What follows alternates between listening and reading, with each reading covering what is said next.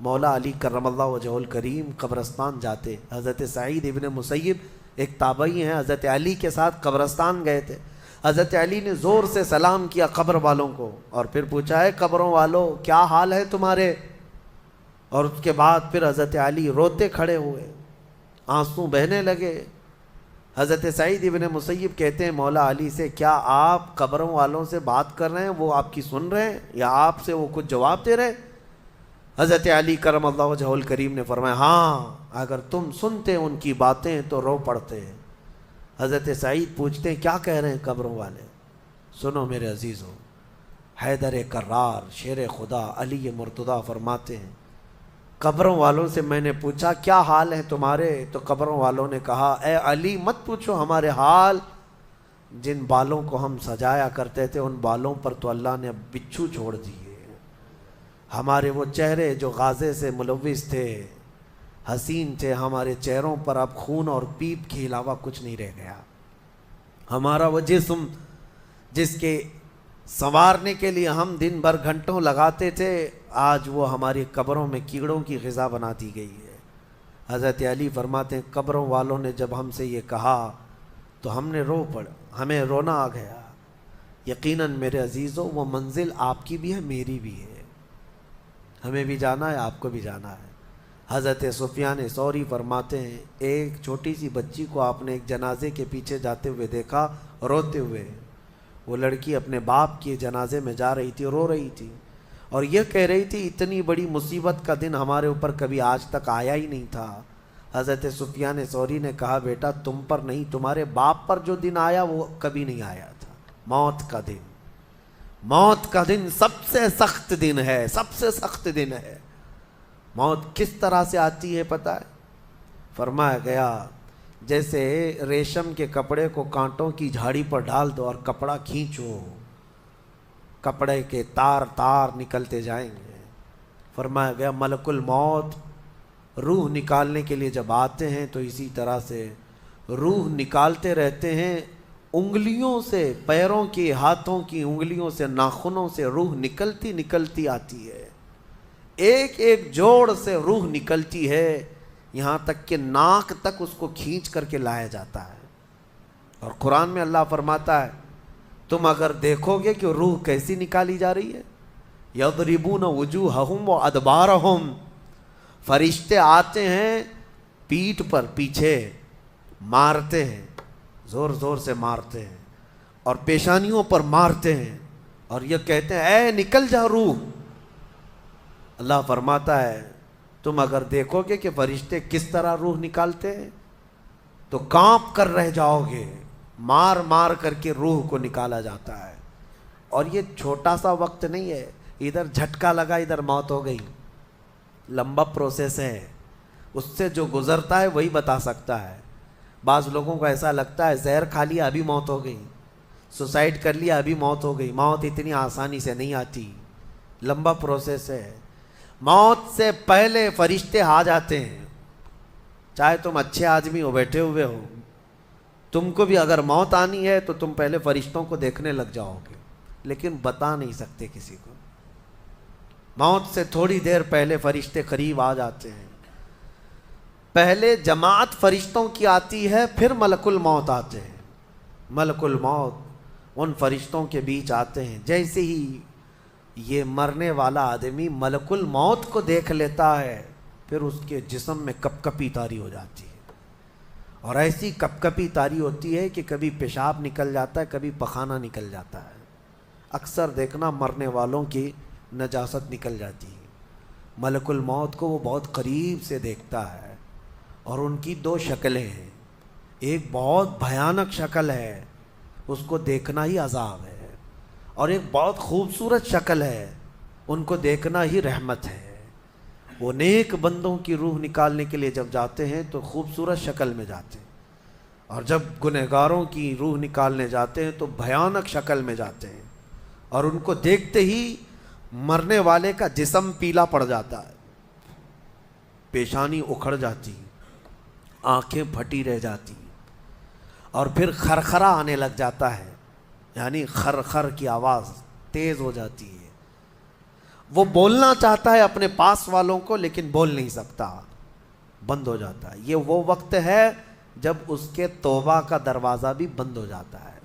اب اگر فرشتوں کو دیکھ کر کوئی توبہ بھی کر لیا، ایمان لایا، تو اس کا ایمان قبول نہیں۔ اس وقت سے پہلے پہلے تک جو بھی ایمان لایا یا توبہ کیا، اس کی توبہ قبول ہے۔ لیکن موت کا خرخرہ آ گیا اور فرشتوں کو دیکھ لیا، اس کے بعد بہت سارے کافر بھی پکاریں گے کہ ہم ایمان لاتے ہیں اللہ پر، نہیں، اب ایمان قبول نہیں ہوگا۔ موت اتنی آسانی سے نہیں آتی، اس کا پروسیس ہے۔ فرشتے آتے ہیں، ملک الموت آتے ہیں، پھر اس کے بعد اس کو گھور کر دیکھتے ہیں، پھر اس کو چت لٹا دیا جاتا ہے، یا جس حالت میں بھی ہے وہ گر جاتا ہے، کھڑا ہے تو گرتا ہے، بیٹھا ہے تو گرتا ہے، موت آنے سے پہلے لڑک جاتا ہے۔ یہ ضروری بھی نہیں ہے کہ آج میں اپنے آپ کو سنبھال کر بیٹھا ہوں، اگر میری موت آنی ہے اسی کرسی سے گر جاؤں، اسی جگہ سے ہم گر جائیں گے۔ اور اس کے بعد ملک الموت روح کھینچنا شروع کرتے ہیں، پیروں کے ناخنوں سے لے کر ہاتھوں کے ناخنوں سے لے کر اس کے جسم کے ہر حصے سے لے کر ناک تک کھینچتے ہوئے لاتے ہیں۔ اور اس کے بعد جب پوری روح نکل جاتی ہے، وہ لے کر کے چلتے رہتے ہیں اور مردہ ان کو جاتے ہوئے دیکھتا رہتا ہے۔ آنکھیں سب سے لاسٹ میں کھلی رہتی، کسی بھی مرنے والے کی آنکھیں بند نہیں رہتی، کھلی رہتی، وہ دیکھتا رہتا ہے۔ اسی لیے حدیث پاک میں ہے، جب کسی کی روح نکل جائے تو سب سے پہلے تم اس کی آنکھیں بند کر دو، ہمیں بند کرنا ہوتا ہے۔ اور اس کے بعد منہ بھی کھلا رہ جاتا ہے، منہ اوپن رہ جاتا ہے، فرمایا گیا منہ کو دبا کر بند کر دو۔ یہ سب نشانیاں ہیں میرے عزیزوں موت کی سختیوں کی۔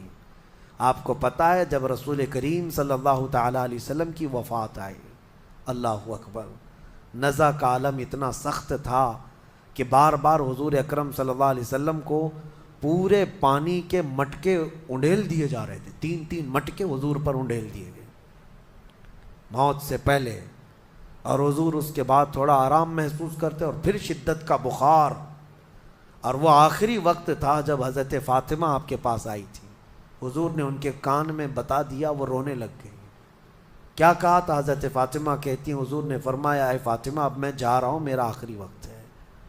پھر ایک دوسرے کان میں ان سے کہا، میرے خاندان میں سے سب سے پہلے تم مجھ سے ملنے والی۔ آج یوم فاطمہ بھی ہے، سیدہ کائنات کا آج یوم وصال ہے، 4 رمضان المبارک۔ تو رسول کریم صلی اللہ تعالیٰ علیہ وسلم حضرت عائشہ صدیقہ کے سینے سے سر لگا کر لیٹے ہوئے تھے۔ حضرت عائشہ فرماتی ہیں سنو، مجھے پتہ ہی نہیں تھا۔ حضور حضرت عائشہ سے زیادہ محبت کرتے تھے، اسی لیے آخر وقت میں حضرت عائشہ کے ہی حجرے میں رہنے لگے، باقی دوسری بیویوں کے یہاں نہیں جاتے۔ حضرت عائشہ کہتی ہیں میں حضور اکرم صلی اللہ تعالیٰ علیہ وسلم کو کبھی مسواک دے رہی، کبھی پانی کے چھڑکاؤ کر رہی۔ تھوڑی دیر کے بعد حضور اکرم صلی اللہ تعالیٰ علیہ وسلم لیٹے لیٹے اسی طرح رہ گئے۔ حضرت عائشہ کہتی ہے میرے سینے پر حضور کا سر تھا، وہ اتنا بھاری ہو گیا مجھے لگتا تھا کہ میری پسلیاں ٹوٹ جائیں گی۔ یہ حضرت عائشہ کہتی ہیں مجھے ایسا لگتا تھا کہ میری پسلیاں ٹوٹ جائیں گی۔ ہوا کیا تھا؟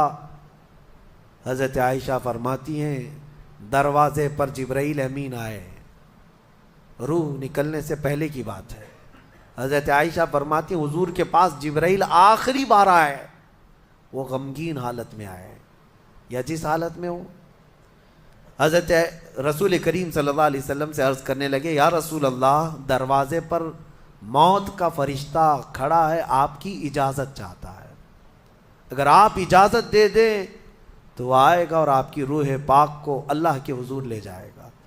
اور یا رسول اللہ، آج سے پہلے اس فرشتے نے کسی سے اجازت نہیں لی اور قیامت تک کسی کی روح نکالنے کے لیے وہ اجازت لے گا بھی نہیں، یہ صرف رسول پاک کی خصوصیت تھی۔ حضور نے فرمایا آنے دو۔ ملک الموت آئے اور جب حضور کی اجازت سے روح نکالی تو حضرت عائشہ کہتی ہیں اتنا بھاری ہو گیا تھا سر کہ مجھے لگتا تھا کہ میری پسلیاں ٹوٹ جائیں گی سینے کی۔ اور اس کے بعد حضرت عائشہ فرماتی ہیں میں نے حضور کے سر مبارک کو نیچے کی طرف کیا، مجھے پتہ بھی نہیں تھا کہ حضور کا انتقال ہوا۔ میں حضور اکرم صلی اللہ علیہ وسلم سے باتیں کرنے میں مصروف تھی، اسی میں حضرت ابو بکر صدیق حجرے میں آئے، پوچھا عائشہ کیا حال ہے حضور کا؟ حضور اکرم صلی اللہ علیہ وسلم کو دیکھا حضرت ابو بکر نے اور پیشانی مبارکہ پر ہاتھ رکھا تو وہ بہت ٹھنڈی تھی، ماتھے کو بوسہ دیا اور ایک آہ بھری اور ایک جملہ کہا تھا، یا رسول اللہ ایک بار موت آنی تھی وہ آپ پر آ گئی، اب موت کی سختی اللہ دوبارہ کبھی آپ کو نہیں عطا کرے گا۔ موت کی سختی کیونکہ حضور کو انہوں نے دیکھا تھا، کئی دنوں سے تکلیف تھی، 13 دن تک حضور پاک صلی اللہ علیہ وسلم کو تکلیف تھی، 13 دن تک۔ حضرت ابو بکر کہتے ہیں یا رسول اللہ اب موت کی سختی دوبارہ کبھی نہیں آئے گی، جو اللہ کا وعدہ تھا وہ پورا ہو گیا۔ پورا کھل کر کے رو بھی نہیں پا رہے تھے ابو بکر صدیق، اور اپنے اندر دبا بھی نہیں پا رہے تھے۔ موت کی سختی انہوں نے دیکھا اور اس کے بعد کہا اے عائشہ کیا دیکھ رہی ہو، اللہ کے رسول ہم سے رخصت ہو چکے۔ پھر انہوں نے آ کر مسجد میں اعلان کیا اے لوگو اللہ کے نبی کا انتقال ہو چکا۔ اب مجھے یہاں یہ بتانا ہے اگر موت سے کوئی بچ سکتا تھا تو سب سے پہلا نمبر تو رسول اللہ کا ہونا چاہیے تھا، کیونکہ اللہ کے سب سے محبوب نبی وہی ہیں۔ جب رسول پاک صلی اللہ تعالیٰ علیہ وسلم کو بھی موت آئی تو میاں ہمارا اور تمہارا شمار نہیں، چاہے 100 سال زندگی مل جائے لیکن مرنا ضروری ہے۔ بہرحال یہ باتیں بڑی طویل ہو جائیں گی، موت کا تذکرہ اس لیے بھی میں زیادہ کرتا ہوں کہ حدیث پاک میں ہے مومنوں کو یہ تذکرہ کرو تاکہ ان کو گناہوں سے نفرت پیدا ہو جائے اور آخرت کے سفر کی تیاری وہ شروع کریں۔